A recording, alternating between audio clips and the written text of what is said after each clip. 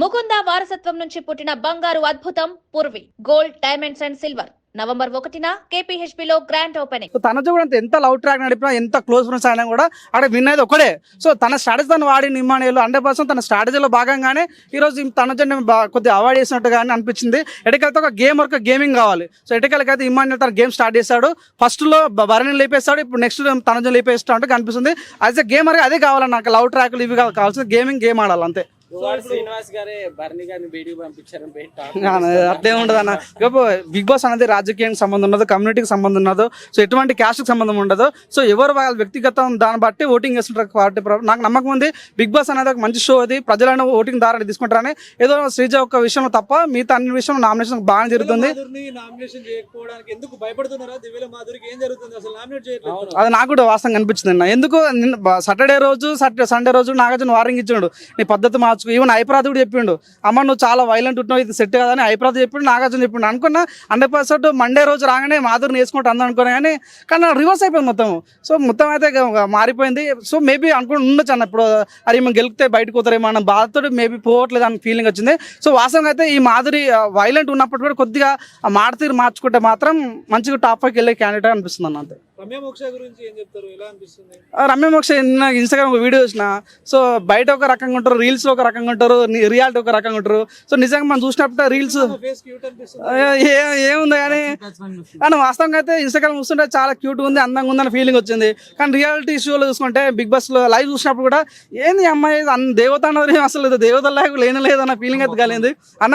నేను దేవసేనలాగా ఉంటుంది అనుకుని అసలు చాలా ఘోరంగా ఉంది. వాస్తవంగా అయితే మేకప్ ఉంటే ఒక రకంగా, మేకప్ లేకుండా కొంతమంది ఉంటారు కదా, దానిలో ఎగ్జాంపుల్ ఏమంటే రమ్య మోక్ష అని చెప్పుకోవచ్చు.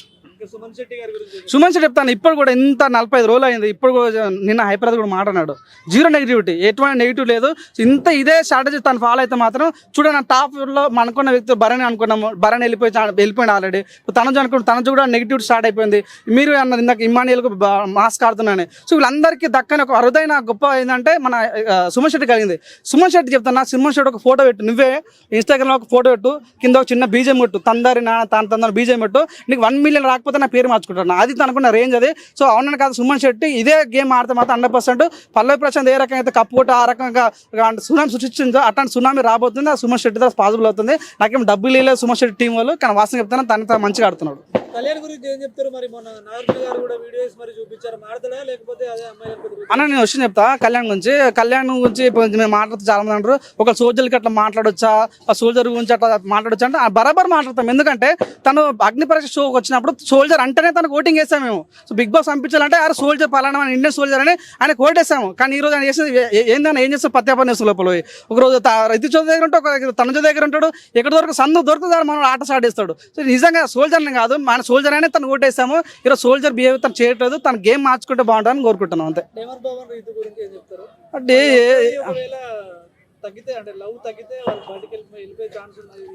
అనేది రీతు చౌదరి కానీ డిమాండ్ పవన్ కానీ ఒక మంచి ప్లస్ ఏంటంటే లాస్ట్ టైం విష్ణుప్రియ అని ఒక అమ్మాయి ఉండే, తన సేమ్ స్ట్రాటజీ. విష్ణుప్రియ చాలా క్లోజ్ ఫ్రెండ్ ఎవరికి, రీతు చౌదరికి.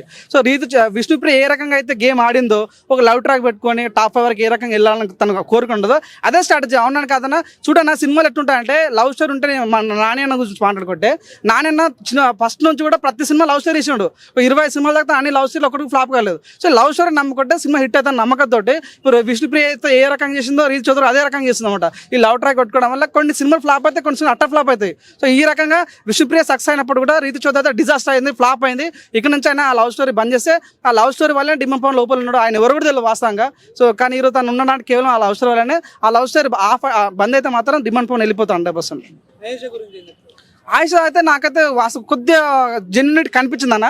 ఎందుకంటే తను మాట ఇచ్చింది, నేను బిగ్ బాస్ వెళ్తే మాత్రం 100% బాండింగ్ కట్ చేస్తానది. తను వెళ్ళగానే ఫస్ట్ వీక్లోనే ఆ భరణితో తనతో లవ్ ట్రాక్ లేపేసింది. తనొచ్చకి ఇమ్మానుయేల్కి లవ్ ట్రాక్ కట్ అయిపోయింది. సో అన్నదమ్ములు అమ్మ నాన్న మాటలు అన్నీ బంద్ అయిపోయినాయి. సో వాస్తవంగా అయితే బిగ్ బాస్కి ఎందుకు వస్తారన్న? అక్కడ ఫోన్లు ఉండవు, సెల్ ఫోన్స్ ఉండవు, పేపర్ ఉండదు, బయట న్యూస్ ఉండదు. అట్లాంటి బిగ్ బాస్ నేను నేర్చుకుంటా అనేది ఇంపార్టెంట్. సో అట్లాంటి బిగ్ బాస్ షోకి వెళ్ళిన తర్వాత తను ఏ రకంగా గేమ్ ఆడాలనేది ప్రజలకు నేర్పిస్తుంది. ఆయుష కూడా పాయింట్ మాట్లాడుతుంది. తను నిన్న కూడా నామినేషన్ సేవ్ అవ్వడం చాలా బాగా అనిపించింది. ఇట్లాంటి చూడన్నా మనం ఇందులో తన చొక్కతే చాలా అందంగా ఉంది అనుకున్నాం, కానీ ఆయుష కూడా చాలా అందంగా ఉంది. తన తమిళ బిగ్ బాస్ ఆడింది. ఇదే స్పీడ్తో మంచిగా ఆడితే మంచి చూడడానికి కోరుకుంటున్నాను.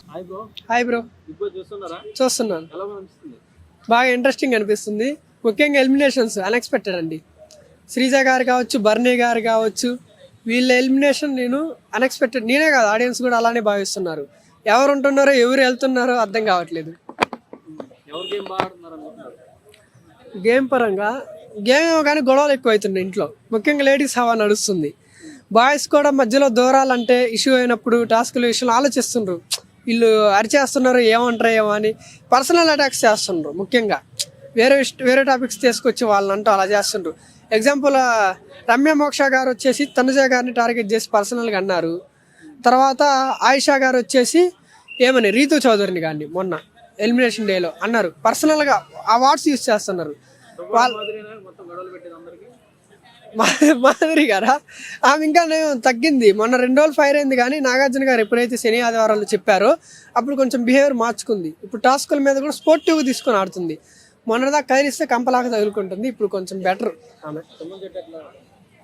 పర్లా ఆయన క్యాప్టెన్ అయ్యాడు, ఆయన ఉండాలి, ఆయన మంచి ప్లస్ ఎంటర్టైన్మెంట్ ఎప్పుడూ లేని విధంగా ఈ వారంలో మొన్న 2 డేస్లో బాగా ఎనర్జెటిక్ గడిపించారు.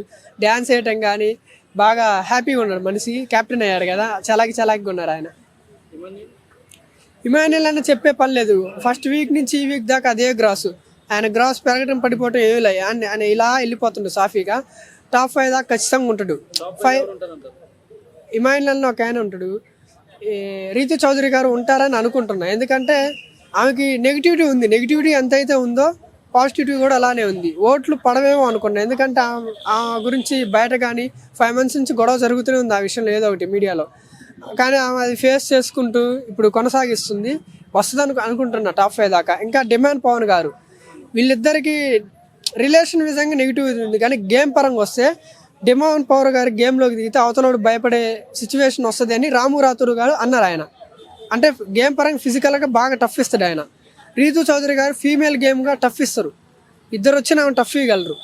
ఇప్పుడు వచ్చిన రమ్య మోక్ష గారు కూడా ఆడుతారు, కానీ ఆమె అనవసరంగా మాట్లాడుతుండ్రు కొన్ని విషయాల్లో నోరుతోలా. మేబీ ఆమెకి టీనేజ్ పోలేదేమో, ఎట్లా పడితే అట్లా మాట్లాడుతుండ్రు. తగ్గించుకుంటే బెటర్ ఆ విషయాలు.